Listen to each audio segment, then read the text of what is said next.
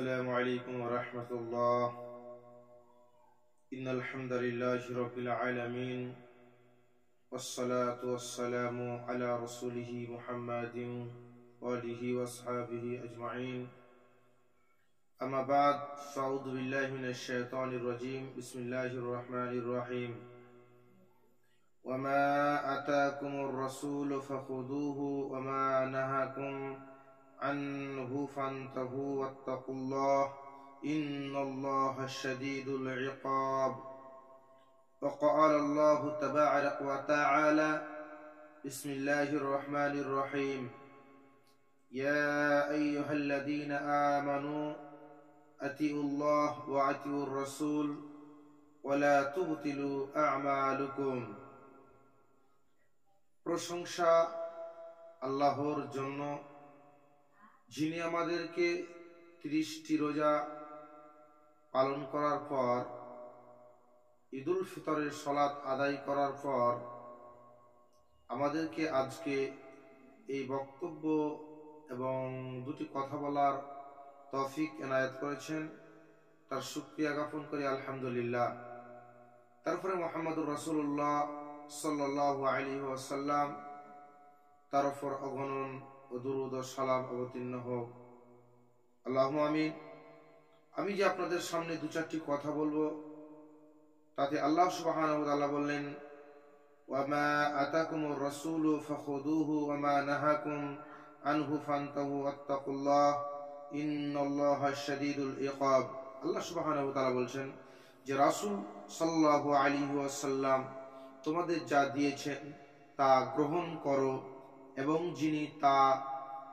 তিনি যা নিষেধ করেছেন তা বর্জন করো, আর আল্লাহকে ভয় করো, নিশ্চয় তিনি কঠিন শাস্তিদাতা।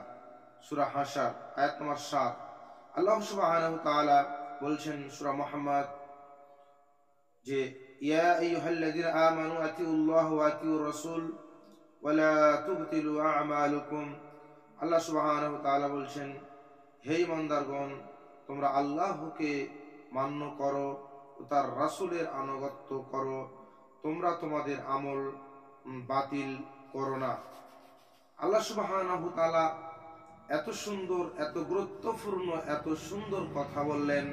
তারপরে আল্লাহ তাবারক ওয়া তাআলা তার পবিত্র কোরআনুল কারীম সূরা আল ইমরান বলছেন, হে নবী তুমি বলো, তোমরা যদি আল্লাহকে ভালোবাসতে চাও তাহলে আমার অনুসরণ করো, আল্লাহ তোমাদের ভালোবাসবেন এবং তোমাদের পাপসমূহ ক্ষমা করে দিবেন। আল্লাহ বড় ক্ষমাশীল ও দয়াশীল। সূরা আল ইমরান আয়াত নম্বর 33।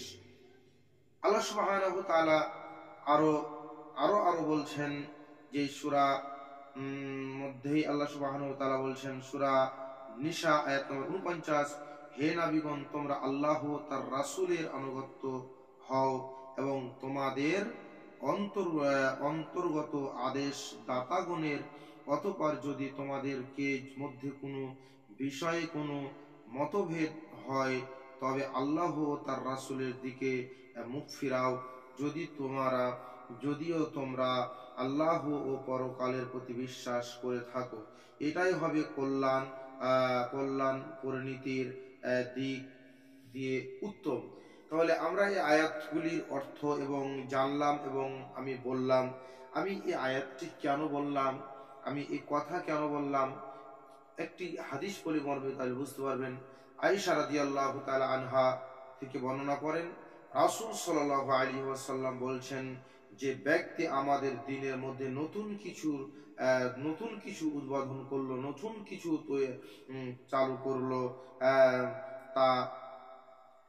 তারপরে অন্য হাদিসে বলছেন, আয়েশা রাদিয়াল্লাহু তাআলা আনহা বলছেন যে রাসূল সাল্লাল্লাহু আলাইহি ওয়াসাল্লাম বলছেন যে ব্যক্তি এমন আমল চালু করলো যাতে রাসূল সাল্লাল্লাহু আলাইহি ওয়াসাল্লামের কোনো নির্দেশনা নেই, রাসূল সাল্লাল্লাহু আলাইহি ওয়াসাল্লাম যেটা করেনি, ভিত্তিহীন সেটা। আমি আপনাকে আরেকটা হাদিস বলি, তাহলে আপনি বুঝতে পারবেন, কথাটা ক্লিয়ার হতে যাবে।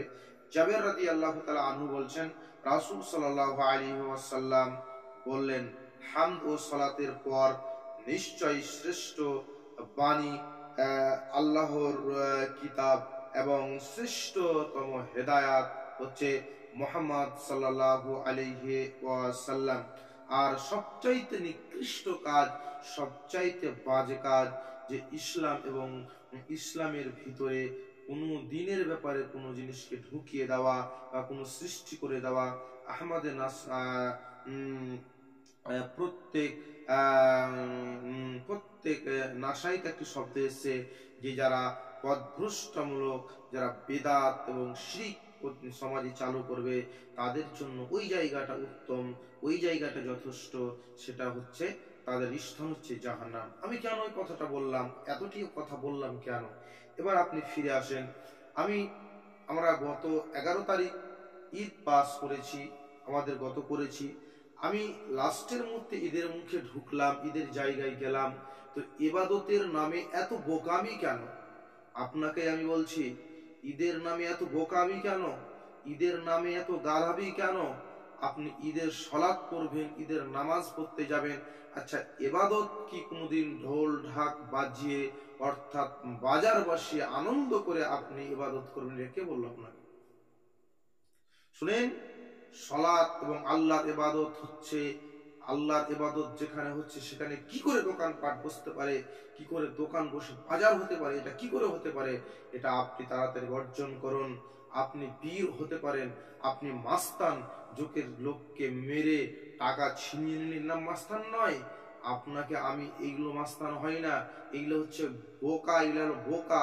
কারণ যে ওরাই হচ্ছে মাস্তান যারা দিনের ব্যাপারে কেউ চালু করে কোনো জিনিস তারা আসলে যেটা আমল করেনি সেটা চালু করার চেষ্টা করছে, ওকে দমন করে, ওকে পুঁতে দেওয়ার চেষ্টা করে। এরা হলো বীর, এরা হলো মাস্তান। এরা কিসের মাস্তান? আল্লাহর মাস্তান। কারণ যদি কেউ শিরক করে, বিদআত করে, ওদেরকে তাওহীদের বাণী, আল্লাহর বাণী, আল্লাহর ভয় দেখিয়ে, রাসূলের মুখের জবান শুনিয়ে তাদেরকে হেদায়েতের দিকে নিয়ে আসে, তাওহীদের মধ্যে নিয়ে আসে, এরা হচ্ছে প্রকৃতি মানুষ, এরা প্রকৃতি হচ্ছে বীর। আপনাকে আমি একটা কথা বলছি, আমার কথা হয়তো আপনার গায়ে লাগবে। আমি যা দেখলাম, আপনার মেয়ে বাজারে গিয়ে বাদরামি করে। আপনার মেয়ে কেন এত যুবতী মেয়ে বাজারে যাবে কেন? আপনাকে এটা অতি সত্য, আপনি যদি রাসূলের একটা সুন্নাতকে চালু করতে পারেন, নবী মুহাম্মদ সাল্লাল্লাহু আলাইহি সাল্লামের সুন্নাতকে চালু করতে পারেন, আর যতদিন সেই কাজটা চালু থাকবে, যতদিন সেই কাজটা চলবে, সে আপনি নাকি পেতে থাকবেন। শুনুন, আপনি আপনি এই ক্ষমতা দেখিয়ে চলুন যে বিড়ালের মতন 50 বছর বেঁচে আপনার কি হবে? হে, 50 বছর বেঁচে আপনার কোনো লাভ নেই। আপনি ততদিন বাঁচুন, আপনি ততক্ষণ বাঁচুন, আপনি বাঘের মতন 2 দিন বাঁচুন, 1 দিন বাঁচুন, এই বেঁচে চলুন, আপনি দেখবেন আপনার ভবিষ্যৎ ভালো হবে। আমি আপনাকে বলছি, আবারও বলছি, ঈদের দিনে যতগুলো দোকান বসবে, রাসূল সাল্লাল্লাহু আলাইহি সাল্লামের বিরোধিতা করছেন আপনি, রাসূল সাল্লাল্লাহু আলাইহি সাল্লামের প্রতি বিরোধিতা করছেন আপনি। রাসূল সাল্লাল্লাহু আলাইহি ওয়াসাল্লামকে যদি ভালোবাসেন, আপনার ভিতরে যদি সরষা পরিমাণ ঈমান থাকে, কিঞ্চিত পরিমাণ ঈমান থাকে, তাহলে আপনি সামনে ঈদে এই স্লোগান তুলবেন, দোকান বয়কট করো, দোকান বন্ধ করো, এই স্লোগান উঠবে। যদি আপনার ভিতরে সরষা পরিমাণ ঈমান থাকে, আমি তাকেই বলছি যে আমার বক্তব্যটা শুনছে মিডিয়ার মাধ্যমে, তাকেই আমি বলছি, যুবককে বলছি, সে ইমানদার মানুষকে বলছি, সে ভাইকে বলছি, প্রধান যুবককে বলছি, প্রস্তুত নাও, তৈরি হও, যে আমরা আগামীতে এই কাজ হতে দিব না ইনশাআল্লাহ। আগামীতে আর হতে দিব না। যা বিরত হয়ে গেছে, রাসূল সাল্লাল্লাহু আলাইহি ওয়াসাল্লাম অনুসরণ করব, রাসূলের সুন্নাতকে চালু করব, শয়তানের সুন্নাতকে উল্টে ফেলে দেব, সুন্নাত শয়তানের জায়গাকে উঠিয়ে ফেলে দেব। আপনি যেদিন বাজার উঠিয়ে ফেলে দিতে পারবেন ঈদের নামে, যেদিন আপনি জালসা থেকে উঠিয়ে দিতে পারবেন বাজার, সেদিন বলবেন আমি একটা জাতির কিছু উপকার করেছি, আমি জাতির কিছু উপকার করেছি। যতদিন এগুলো উঠাতে না পারবেন, ততদিন বলবেন যে জাতির আপনি কিছু করতে পারেনি।